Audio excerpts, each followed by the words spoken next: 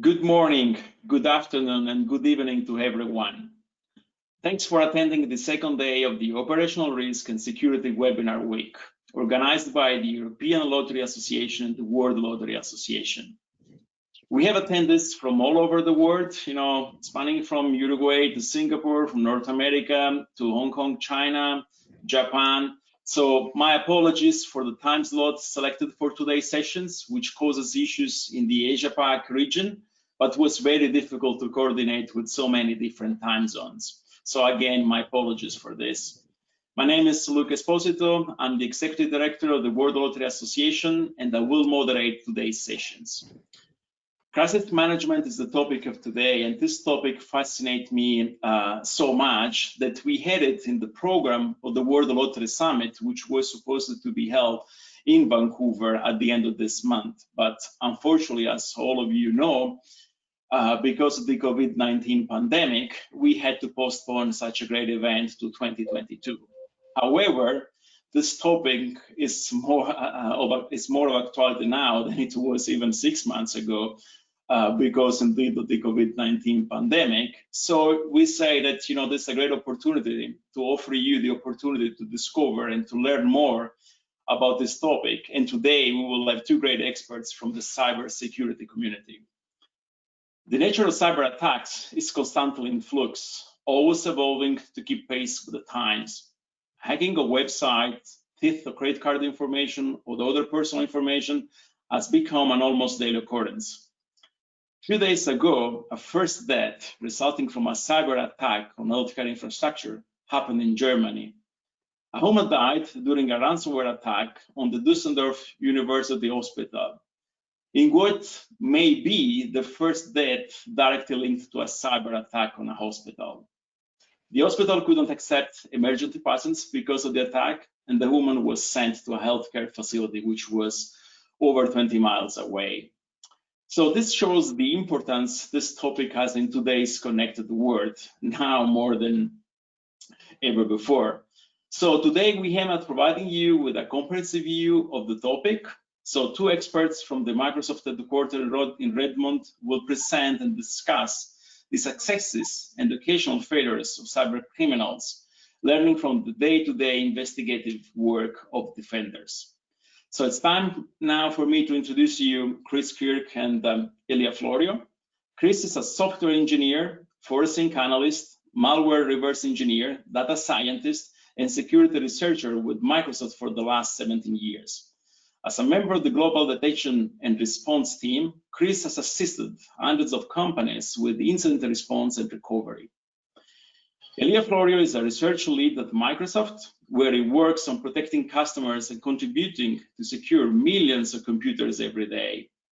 Florio is a member of the Microsoft Defender Advanced Threat Protection research team and leads a group of talented engineers responsible for research into advanced attacks and exploitation techniques with the mission of creating innovative detections or mitigation that can raise the bar for the attackers. Previously, Florio was part of the Microsoft Security Response Center, where he worked on detection and defense projects, analyzing vulnerability trends and zero-day exploits. So before we start, I have some housekeeping for the audience. All attendees are in listening-only mode. Attendees are welcome to ask questions via the GoToWebinar chat all through the webinar. We will do our best to address all the questions received. And also the recording of the webinar will be made available through the WLA and DL website after the event.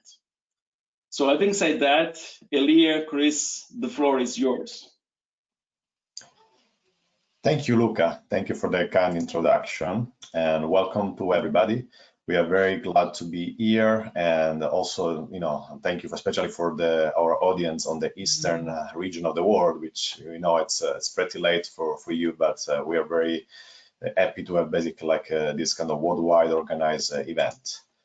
I'll skip quickly the slides since Luca did our great introduction. So you guys already know my name is Elia, and you can see on the other side of the webcam there is also Chris. And Just for fun, we are not sitting in the same room. As COVID said, we are in separate room, and we are trying to do the best to do this session entertaining, at the same time to try to actually bring you the point of view from Microsoft cybersecurity experts.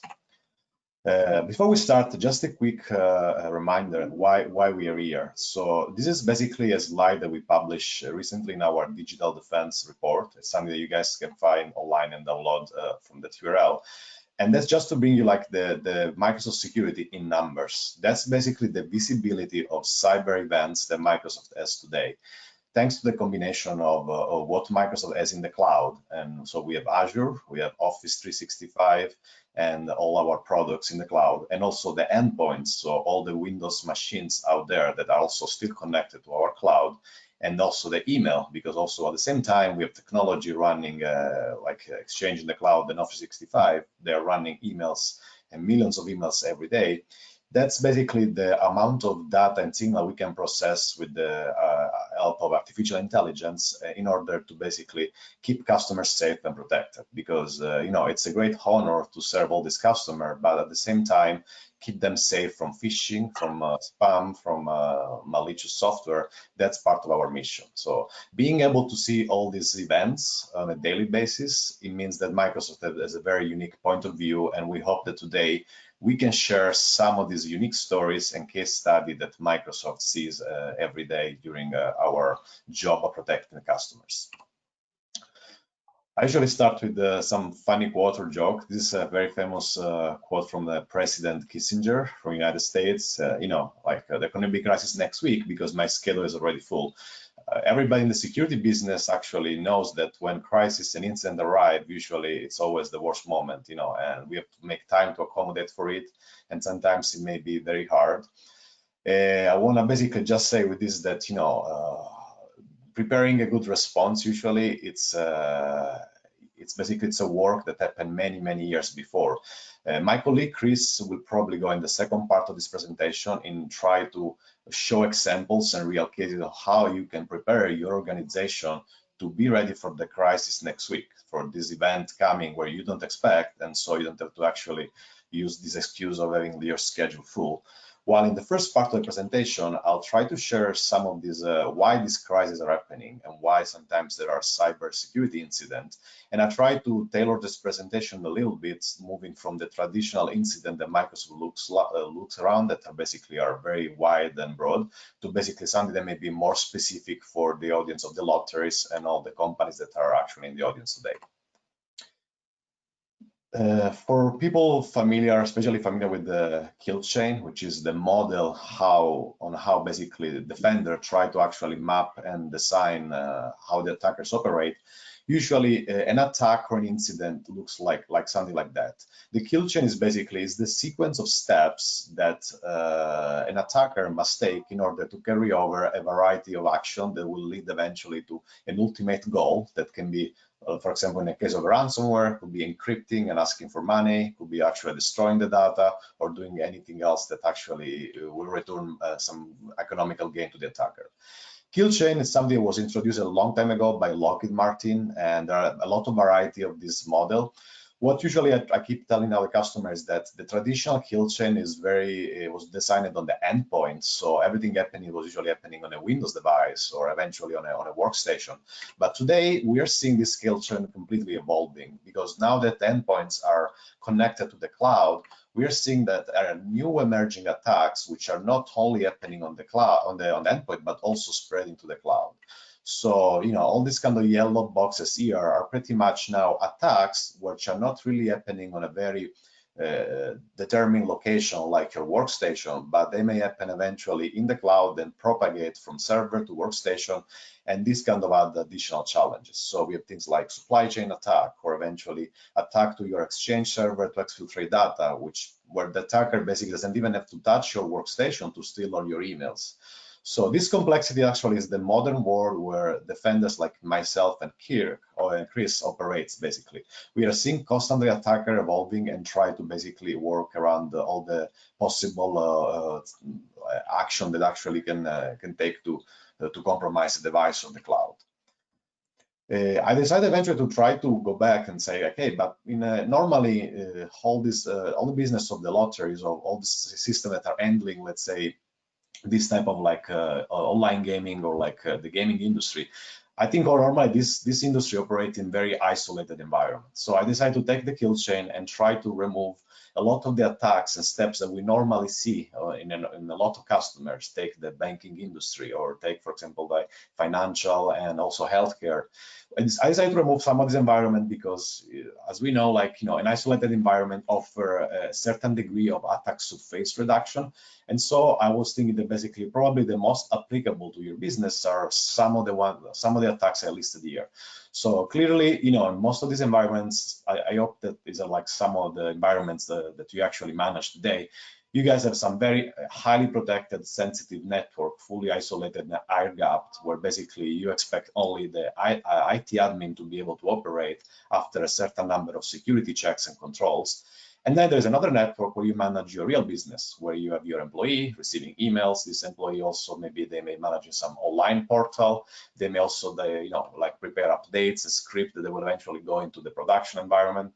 So yeah, still the things that we are trying to do is basically prevent that some of the attacks that are on the right part of the screen, they may flow through any kind of interconnectivity to the environment on the left, which is the one we want to protect. And the one I'm listing here are probably the one that may still applicable, like a supply chain attack, where code or eventually configuration that may hide something may flow from the environment on the right to the left. This is something that we saw happening a lot, and we're going to focus on that in the next slides. But then there are also other attacks, like attacks against cryptography, where eventually the attacker can try to find vulnerabilities into random generator numbers or into cryptographic protocols. And probably in your environment, the insider threat is also one of the highest risks that you guys can face, where you have eventually one of your trusted employee, which may be the person that actually has the key, has the password, that may become eventually your enemy. So in this session, we'll try to focus on some of these attacks, and I try to bring some case study that with Microsoft we saw either from real incident or eventually tracking down with the telemetry of our products. And finally, this is just a reminder for the entire industry, since this is basically an event where we are trying actually to bring ideas that are coming from the cybersecurity world to basically also to other industries. After the cyber kill chain was introduced by Lockheed Martin, there's been a lot of evolution that culminated with basically MITRE, which is a non-profit organization in US, creating a kill chain for a variety of sectors. So this is basically how it looks like. You can go and you can find your kill chain there. Pretty much the kill chain is moving from initial access to persistence, privilege escalation, and you try to model all the steps that an attacker needs to take to actually perform a cyber attack. I notice that MITRE right now, they have attack metrics, for example, for Windows, for Mac, for Linux. They also create attack metrics for the cloud. And this year, for the first time, they announced also an attack metrics for attacker operating in ICS, so in the industrial control system.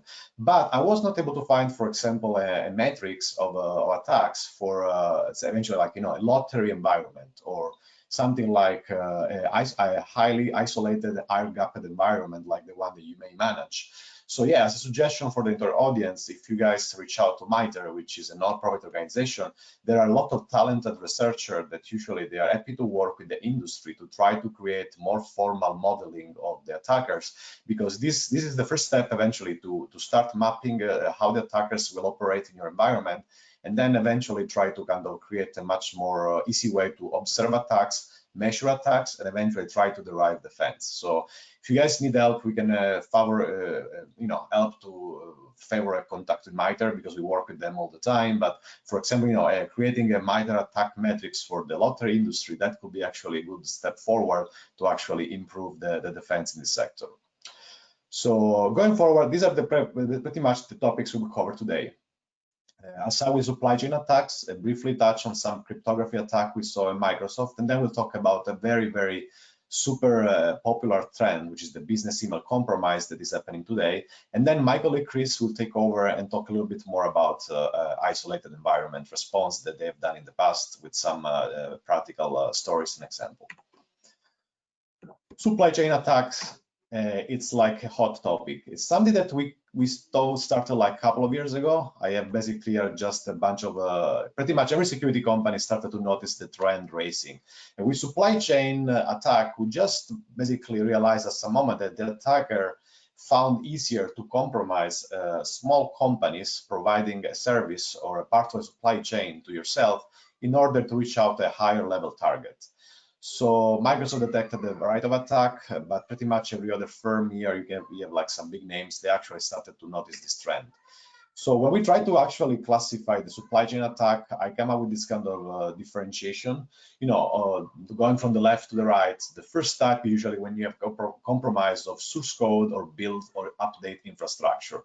That's very common in the software industry, where basically we saw attacker, for example, that they can go after a very popular software and eventually inject a one-line modification into the software that will eventually on one date download some additional malware or compromise something. This type of attacks actually has been happening a while. Like there are some notable names that I will show you later where actually been having trouble or facing attack of this type. Then also in the software industry, we have the problem of certificates, because pretty much all the entire software industry run on trust.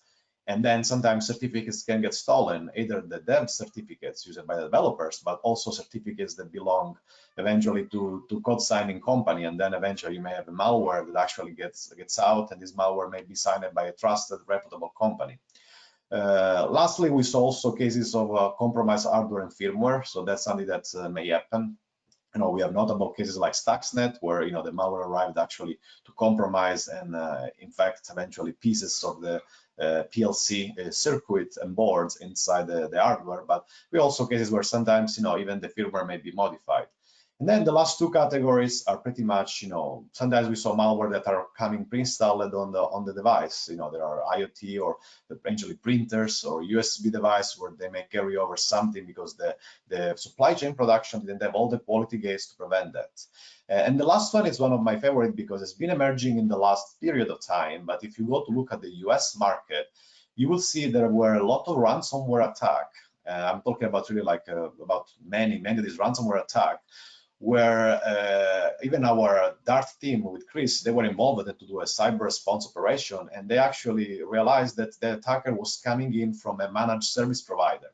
So what happens is that usually big companies, they may outsource their IT services to a company, and this company they provide IT service, usually they install some kind of software. Imagine something like TeamViewer or like some remote management software that may allow this provider to actually take care of your software or your employee when they have a problem.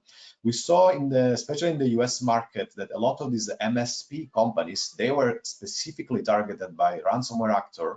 They were compromised, and then the ransomware actor was using the special access of an IT admin to jump into the other network and compromise now the original company. So we had like a couple of, even I think like there was a popular states of United States of America that actually ended up having trouble with their public government infrastructure because one of these MSP was compromised. All of these are form of supply chain attack, where basically, somebody come to offer you something that you trust, something that you actually think it's good, but at the end of the day, it's not really good for you. And this is usually my joke that I try to simplify why supply chain attack are really the hardest things to detect, actually to face for a cyber defender. If you guys want to see the trend, that's pretty much what I was able to track in a talk I did at RSA conference like last year. And you can see, that these are basically only the attacks that were disclosed. So think about this is just the tip of the iceberg, because we don't know what we don't see. But basically, these are all the incidents where we saw, for example, there was eventually one company having a supply chain compromise, and this company ended up eventually causing trouble or breaches or potential cyber incident, a crisis into other companies. Why these attacks are powerful? Because like there's a big potential of outreach for victims. Some example of software that were compromised. CCleaner is a notable example. It's probably one of the most downloaded utility that every Microsoft or Windows user usually try to download to clean up cookies or to clean up the history of the computer. This software was compromised and ended up being actually affecting potentially 2 billion of users. If you think about 2 billion is a big number. I mean, it's like it's a free software, it's very popular, but then if you just add one line of code into the software, you can now eventually execute and compromise 2 billion machine. MeDoc was a tax software. I will talk a little bit later, but actually caused like a global ransomware pandemic a couple of years ago. And also, these are also big returns for attacker. The South Korea communication case that happened, like I think in 2016, it's a very, it's an example where the company, they were using a free zip software, something like WinZip, or the software they were using was an ALZip. And then basically the attacker compromised the infrastructure of the zip software, and then ended up like jumping on the network of the South Korean telecom operator, and eventually ended up stealing 35 million data from all their customers. So this was a very high sophisticated targeted attack. The customer was basically looking to get name and personal data of all the customers. This is a list that pretty much I keep tracking and of all the supply chain attack. There are also like some notable cases that I will try to deep dive, in a couple of slides, mostly because I try to pick up cases that may be more relevant to the lottery situation. But you can see that in 2017 only, there were basically like 4 or 5 of these cases. I didn't even update for 2018, but for example, like a notable case also was found by, I think it was found by Kaspersky company. It was also like the Asus company, the major producer of laptop and computers. They ended up having like their update infrastructure compromised at some moment, and the attacker was actually going after tech companies. So basically, after a long investigation, there was an update containing a special backdoor that was injected into the Asus update server, and they were eventually like sending this update to all the tech companies trying to compromise them. So that's basically another case to show that, even tech company, they may have like they become target and may also be problematic, like when when there's supply chain happening. So starting with some example cases, I'll try to pick up only 2 or 3 that may be relevant. So MeDoc, for me, working in US, it's an unknown name that I didn't know until a couple of years ago. So it's a tax company. It's pretty small. It's a tax company that exists in Ukraine. And nobody actually probably ever heard about this tax company until 2017. 2017, what happened is, if you were in the cybersecurity response industry, you may be one of these person that one day get the phone call and you just say like, hey, cancel your vacation, cancel your lunch, and cancel your your holidays because we have a ransomware global epidemic. This was named Petya, ended up basically affecting tons of industry and moving very fast. It was like a worm, and usually worms are actually causing global damage. So when we talk global damage, we're talking about more than 15 countries and things like, pretty much is the equivalent of a COVID-19 in the cybersecurity world. Something moves across country and it can take down easily and lock down an entire infrastructure. So the funny thing is that after investigation, even with our Microsoft telemetry, we posted like a blog, and we were able actually to see how this global epidemic started, where actually the patient zero was. And the patient zero was an update created and shipped by this tax company in Ukraine. So it was very interesting because now you can see that this tax company, they had something like 1 million users, which if you compare 1 million to the scale of the planet, it's not a lot. But if you think about, 1 million is good enough to start a pandemic, like global event, that's actually, it's pretty amazing as event. So the server of this tax company, they were compromised, and the attacker for almost 2-3 months, they ended up studying their plan and ended up trying to create a special update carrying over a backdoor which will download the ransomware and then start the encryption. Our thoughts is that this attack was initially very geographically concentrated. They wanted eventually to just target all the Ukrainian users, but networks are interconnected, and when company have business in Ukraine, they will have also a computer in the other side of the world. So when the attack started, easily the worm started to move around, and then it propagated from Ukraine to the rest of the world. But this is another example, like supply chain here was an update coming from a trusted tax company where pretty much all Ukrainian users use this software, and that was basically an example of how like something you trust may bring like big troubles.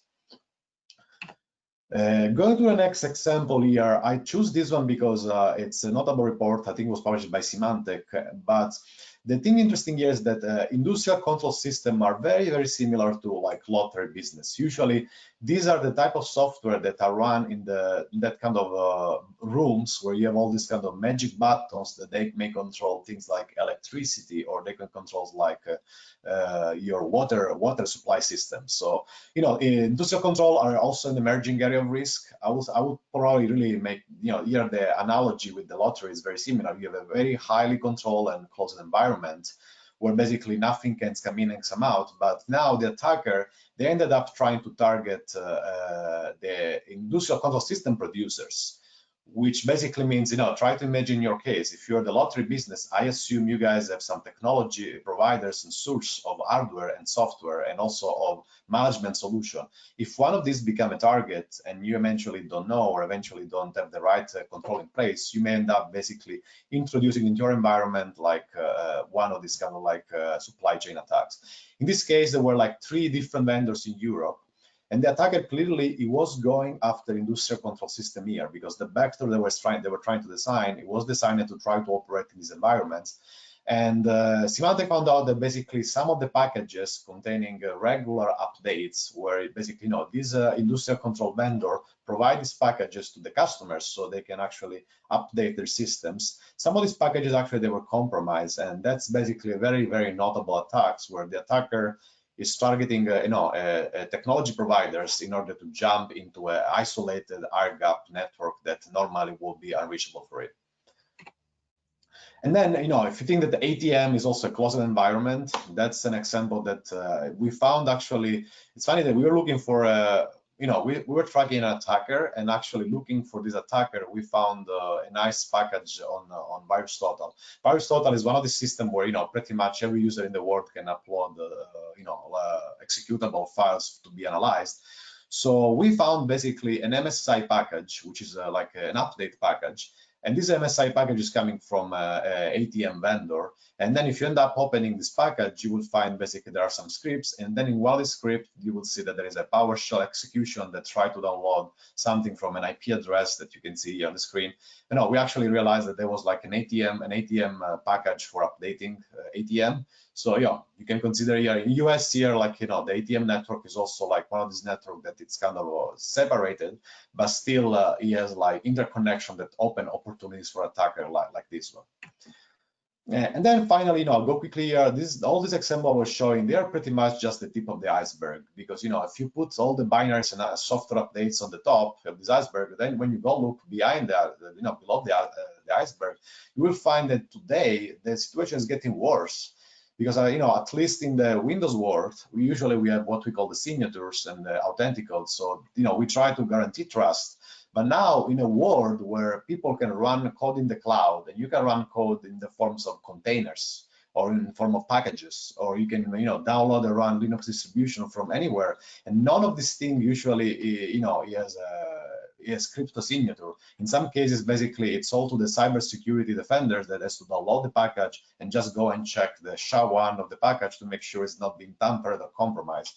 These are all cases where, you know, you have a Linux distribution being compromised, or packages that are available to the NPM repo, or eventually even containers. You know, there were like a couple of cases of coin miners that, you know, when you download a container to run this container for your infrastructure, then this container may end up being compromised. So these are all examples where actually the supply chain is taking over, and pretty much, you know, like if you have any process to utilize open source libraries or containers or software coming from the outside, you may want to add on top of that some very, you know, code review if it's open source, or you want to add also things like red teaming and pen testing of the code to try to figure out sometimes even unknown vulnerabilities that may be actually hiding in this kind of packages. And then with that, I'll move to the next topic, cryptographic attacks, because I think probably in your world this may be also something relevant. You know, being Microsoft means that usually we made a joke that, when you are a big cloud providers like Microsoft, all the attackers of your customers, all the enemies of your customers become our enemies. Pretty much, if you have if one adversary is targeting you, then this adversary is going to target Microsoft, because you know we are becoming the biggest technology and cloud provider for all these customers. So no, we face any kind of attack, and crypto attacks are not new to us. In general, these attacks are kind of jackpot attacks. I try to use this funny icon here to show that they are very, very rare. Now, they're found probably once every couple of years. We saw sometimes, some very talented researcher or even like some of these unique elite people in the world that can find these attacks, reporting them to Microsoft. And most of the time, basically, the warning here is that, there could be implementation of the crypto that may actually have bugs, or eventually may not be the perfect implementation of the algorithm, where the crypto is totally safe to be used on the paper, but when you try to transform the paper into code, that's where you end up having problem. So yeah, here there are also like some example, like deprecation of obsolete crypto. Yeah, crypto usually I would say it's like some good wine, where basically it may be good for a long time, but even the good wine, so after some years, it may expire. You always want to review what type of crypto you use in your systems. These are some of the 3 examples that of crypto kind of vulnerabilities or attacks that actually we saw in Microsoft. For example, you may remember the one from 2012 called like Flame, that was by a national state attacker.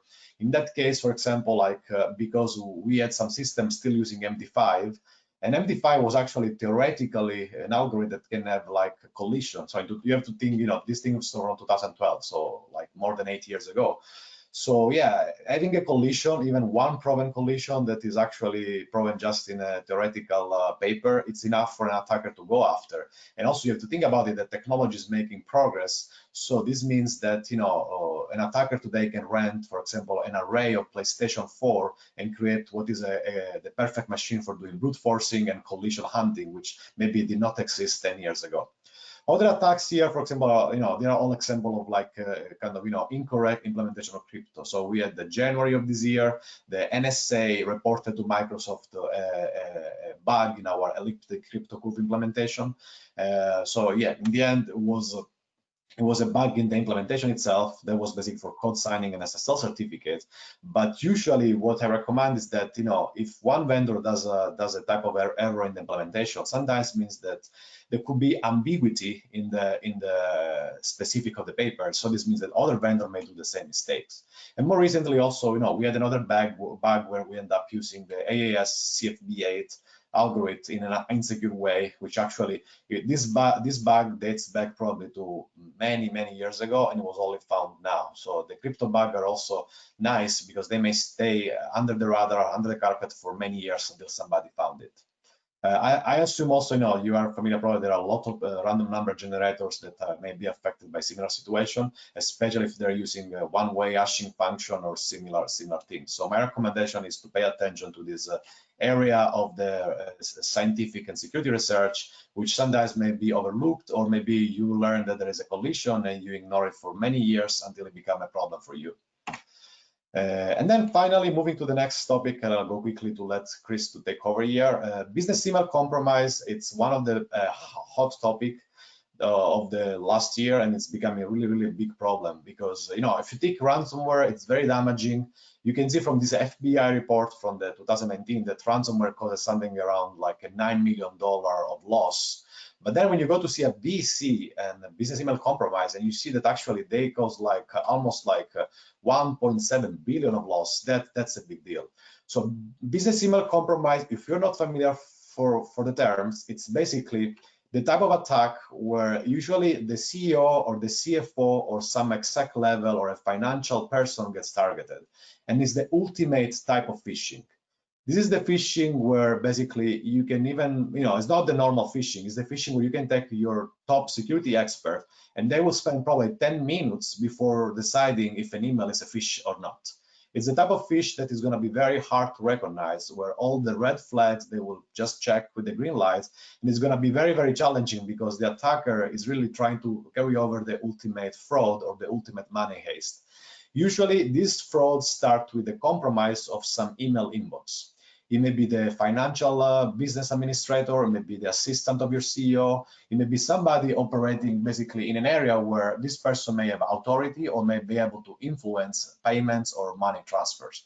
And then after that, usually the attacker continue operating on the email, where basically it can set up, for example, things like automatic rules or eventually a cloud application that they can monitor for every email containing words like invoice, payroll, money transfer, IBAN, and so on. And when basically this thing happened, the attacker jumped immediately inside the conversation, and then he tried eventually to impersonate the person that actually it's doing the transaction, try to convince eventually, like your business administrator or your financial manager to do, for example, like a 1 million money transfer to a different bank.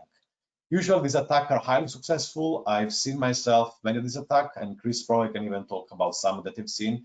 They are very, very hard to detect because these are the attacks happening only in the mail block, where basically there's not too much to detect on the endpoint. It's pretty much all email based, and we are really leveraging social engineering at the best. So with that, I'll hand over to Chris. That's just the last example I have how one of these attacks may arrive. There are what we call cloud applications that are part of Google Suite, Microsoft 365, even Amazon has this thing. You may receive, for example, like, a permission request like this, and it looks totally legitimate, but then when you click accept, now basically there is somebody else on the other part of the planet that actually can eventually read your emails, forward your emails, delete your emails, and then operate in your cloud tenant pretty much like an email administrator. And these are the type of things that actually can enable this type of attacks. With that, I'll let Chris to continue the presentation, and he's going to talk more about isolated environments. Chris, it's all yours. Thank you. Yeah, my very first case with the detection and response team was, in fact, business email compromise. And here I had joined, Microsoft's, elite incident response team that goes running around the world and helping customers. And I'm ready for the most complicated attacks out there. And my very first case is a weak password that an adversary managed to guess. And then they were just working in the middle of a conversation about escrow funds. And every time an account number went by, they would reply back to the other party and say, "Oh, I gave you the wrong account number. Please use this one instead." And just like that, $250,000 or $500,000 disappears. But the more interesting stuff is, for example, the air gap networks. And I've found that they fit into three pretty reliable categories in the work that we do. The first are the ones that are not actually isolated. These are the ones where the customer believed that they had some degree of protection and isolation in their environment, but in fact did not. So one of our customers, code name is Hannah. We assign code names to all of our customers to keep us from ever accidentally exposing, who we work with. They believed that they had isolated their guest and customer network from their internal network, and they took a lighter security posture internally as a result. They trusted their employees. They had checks in place for insider threats. So their patching was not as reliable and consistent and up to date as it should be. Unfortunately, it turns out that if you got on the guest Wi-Fi for this customer, you could directly access their domain controllers. And by poking around, you could find one domain controller that didn't have the necessary patches. And just like that, full network compromised.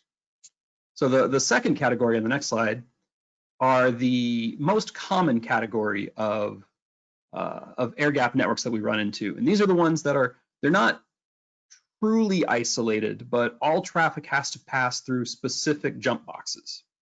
And that provides two forms of additional security. You've got that security through obscurity, that you have to be able to find the jump boxes.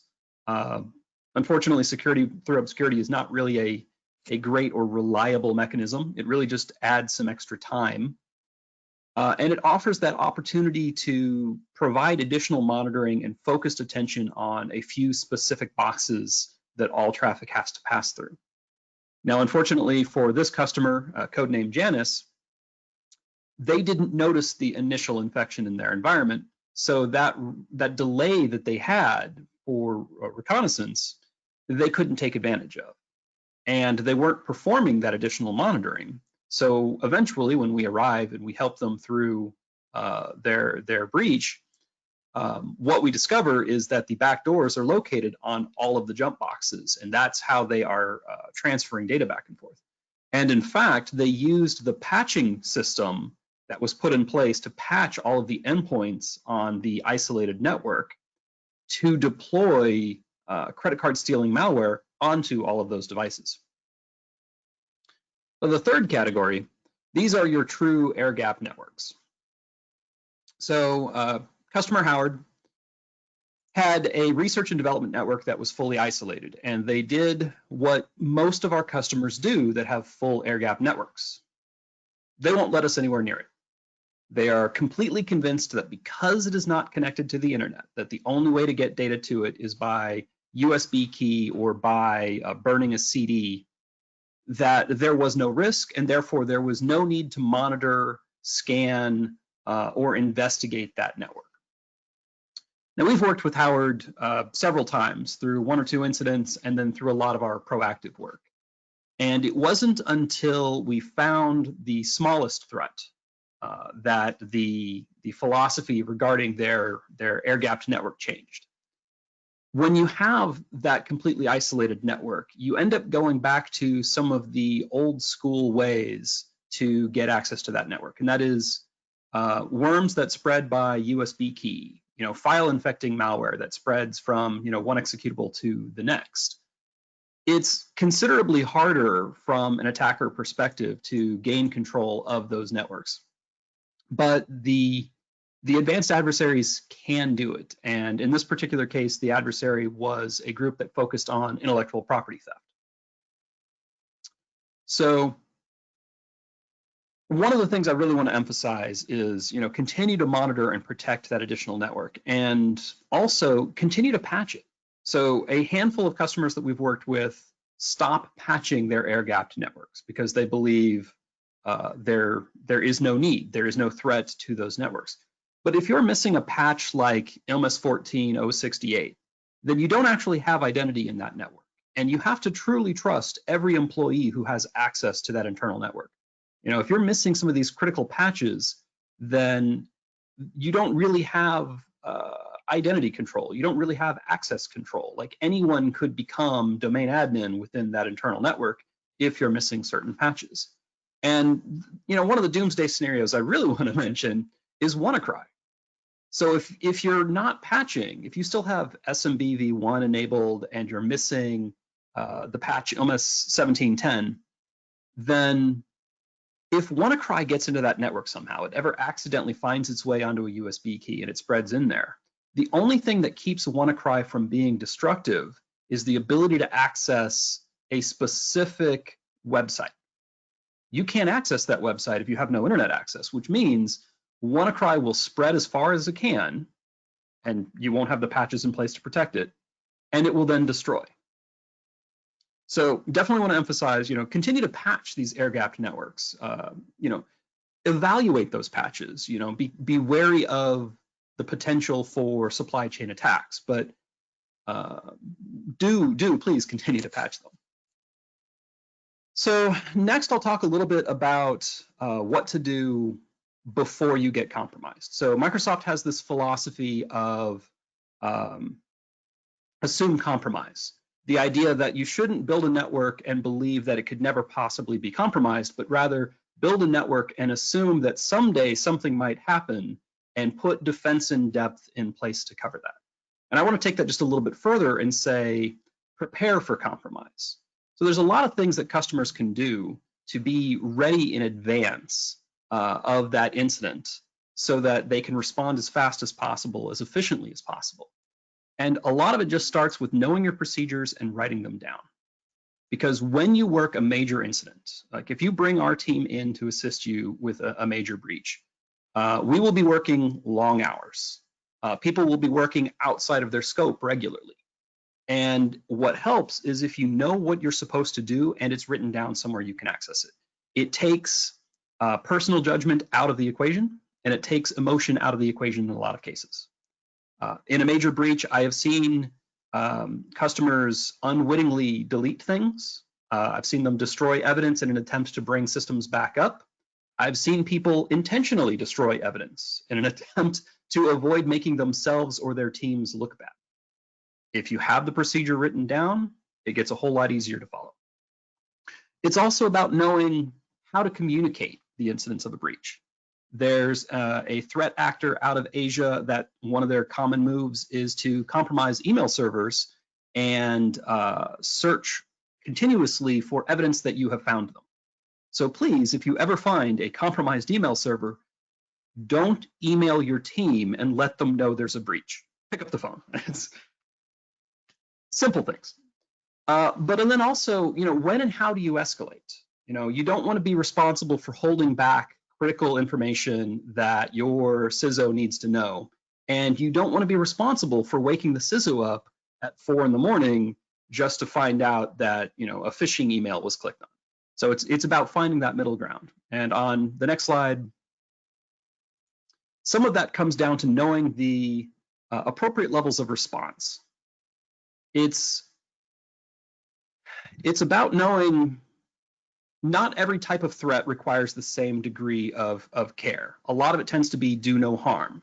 But in an outbreak scenario, do no harm often means shut everything down in order to prevent the continued spread. Isolate all of the parts that have been infected in an outbreak, and then you can bring the rest back up.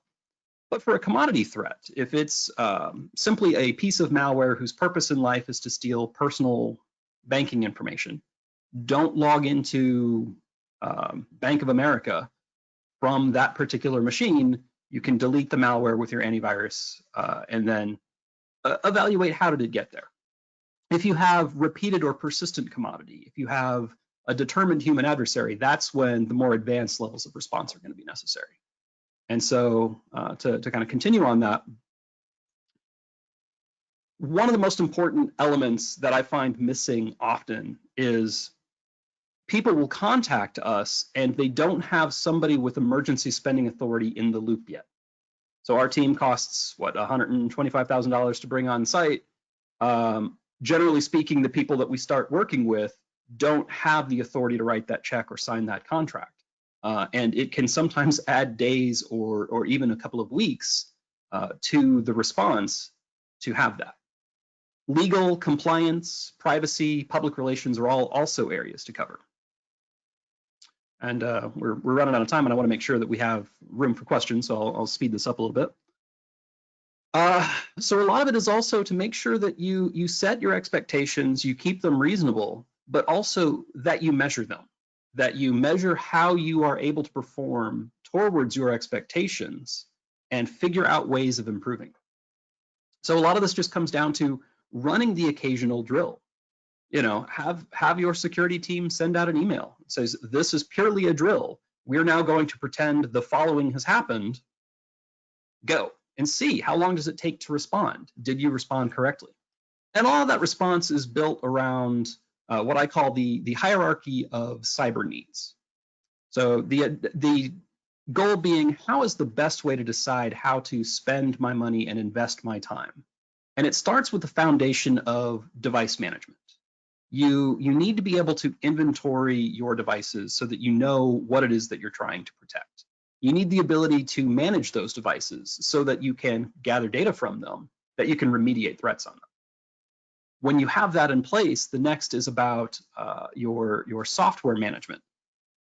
That's your patching, your deciding what software belongs on your devices and does not. This is where supply chain attacks can come into play. Identity tends to be a lot about credential theft and credential theft mitigations. And for each of these, I have different drill examples listed here, and we'll make these slides available for later so you can look at them at your leisure, or you can follow up and find the appropriate thing. But they're relatively simple drills. Your identity management drills really just boil down to the common things that you will do during any major incident. You're going to lose some service accounts, more than likely. You're definitely going to lose some credentials in some kind of a breach. So you will need to reset passwords. So as a quick drill, grab a privileged service account, send out an email saying this is a drill, this account has been compromised and needs to be changed. See how long it takes to do that. What you'll end up with over time is a list of all of the places, all of the configuration files, all of the hard-coded passwords in your environment, so that you're more agile in being able to change those. We have a customer that tried this once with a curb ticket reset, and they found the process was so easy once they understood it, they now do a curb ticket reset daily, every day curb ticket reset. It's perhaps a little bit unnecessary, but once you get experienced with it, it's not complicated. So access control needs have the same basic principle. It's like once you can trust identity, you then get to further narrow down and say which users should or should not be able to access certain resources. And it's the same basic set of drills. Here's where you get to start blocking specific IP addresses, specific users, specific domains, and measure how long does it take. You know, I've seen customers where it will take up to 3 days for all of their firewall teams to be able to successfully block something at their various perimeters. And 3 days does not give you a lot of agility. And then my personal favorite, the detection needs. Same basic thing for drills here. So this is something that will help you be ready for the day that you need to bring in our team, or that you need to deal with a full-on incident response. It's stuff that you can do in advance, and it can easily speed up your responses, you know, by an order of magnitude. So we have looks like 8 minutes for some questions.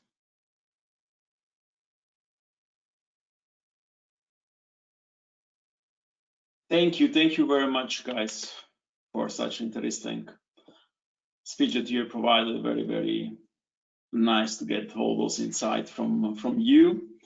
I see that people are asking questions, but I would like to go with the first one, which is what cybersecurity threats keep you up at night? Chris, do you want to take this one? Sure. Sure. So outsourcing is definitely one of the ones that has me worried the most. We find that customers are more and more relying on third parties in ways that they wouldn't necessarily expect. Your help desk is responsible for resetting passwords, and at a large percentage of our customers, help desk employees are not real employees. They're vendors on the outside. So if you compromise one of those user accounts, which your company is not capable of directly monitoring, you potentially compromise your own internal network.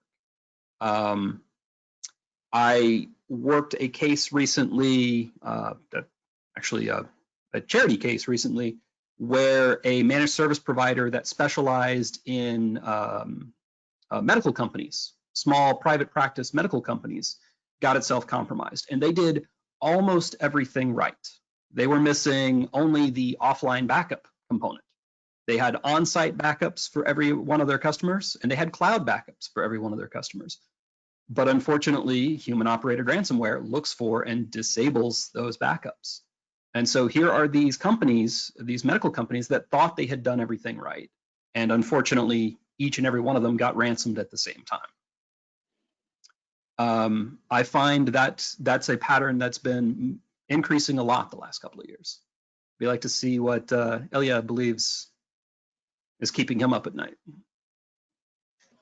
Yeah, I mean, I'll say there are a lot of things just to find the one that it's you know, the Chris one is a good one. You know, like the outsourcing, it's a big trouble right now. Things that I think right now are a problem, like IoT devices are basically one of my top lists, and so I've seen a couple of incidents, not basically an emerging trend yet, but I've seen incidents where, as a defender, I ask myself, wow, I have no visibility into that little tiny IoT device, and basically how, as a defender, we'll be able to find the next one, right? Because sometimes, you know, a crisis or an incident is just basically something that humans stumble across, you know, because of a little bit of luck and coincidence. You know, it's not always that the defender gets the things right 100%.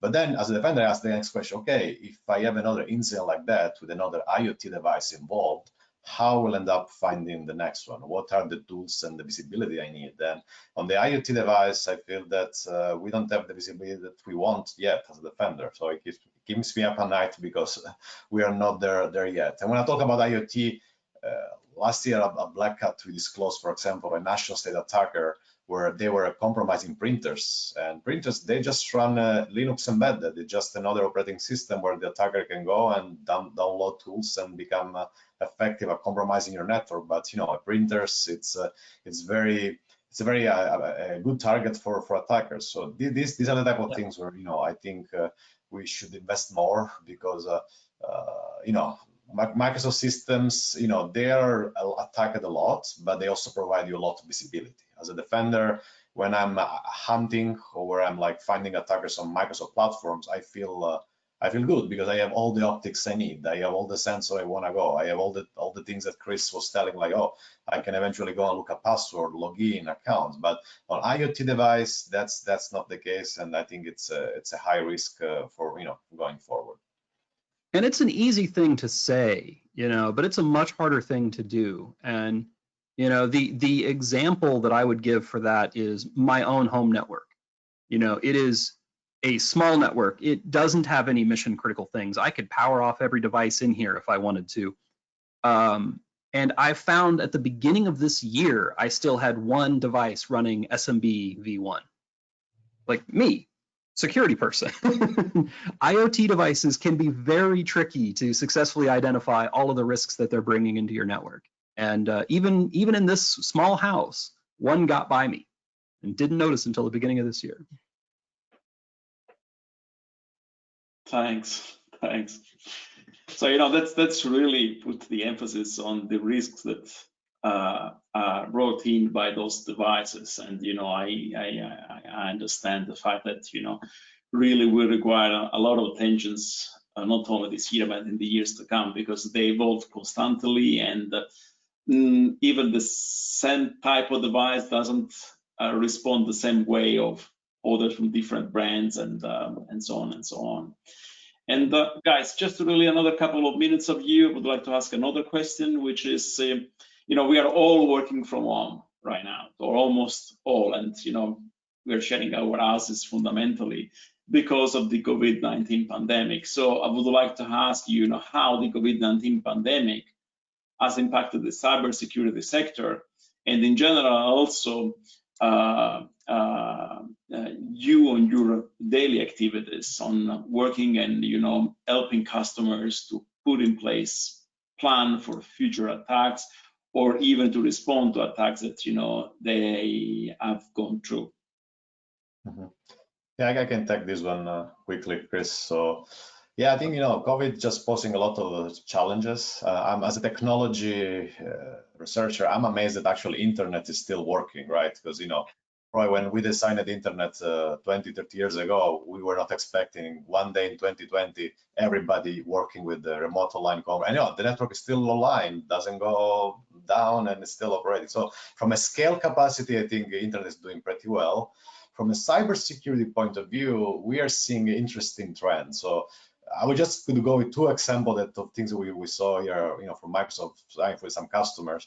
So first of all, you know, the COVID-19 continuous updates and look for news information brought basically, this is a very appealing target. So, I mean, we published a blog to show, for example, like how there was an entire wave of campaign and phishing, you know, using the COVID-19. But one that we saw for real in a real customer, he was an employee working from home. He received an email saying something like, oh, you are now basically, you know, you're put on leave because of the economic situation. We have to put a number of employees on leave. So because of COVID-19, your job is on leave.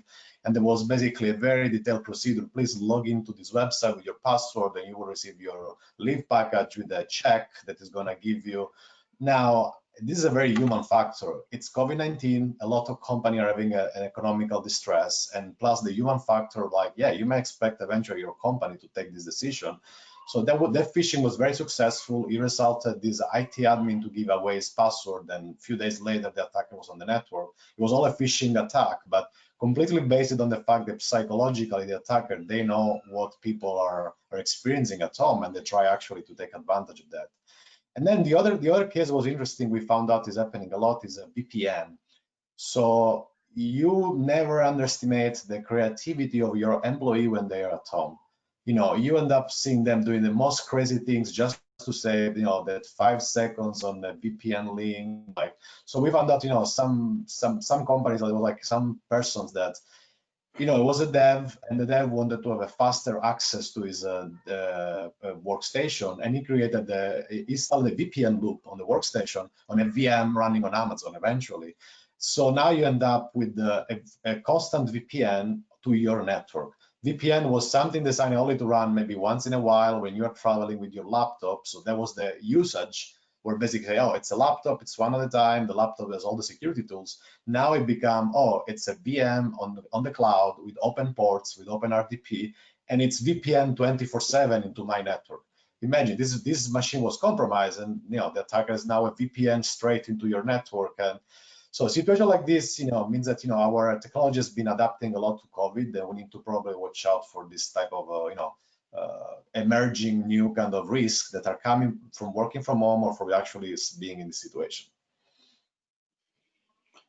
Thank you very much, guys. I think this session it's over. So I would like to thank you for attending this event. I would like to thank you, Chris and Elia, for being part of this. So we are really thankful to you for sharing with us your knowledge. So I'm thanking you on behalf of the WLA and the European lotteries who have organized this event.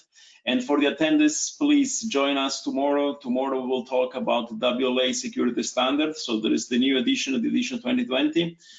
And the session will be mainly focused on this topic. So again, thank you very much. Thanks, Elia. Thanks, Chris. Thanks to all attendees. Thank you. Have a good evening. Bye. Bye. Bye. Bye.